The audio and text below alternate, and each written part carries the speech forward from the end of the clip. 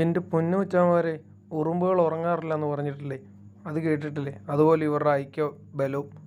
പട്ടാളക്കാർ പോലും ഇങ്ങനെ ഒരു നിസ്സാരമായി കാണുന്ന ഉറുമ്പ് നമ്മളെ ഒറ്റയടിക്ക് നശിപ്പിച്ച് നാരായണക്കല്ലാക്കി വിട്ട്.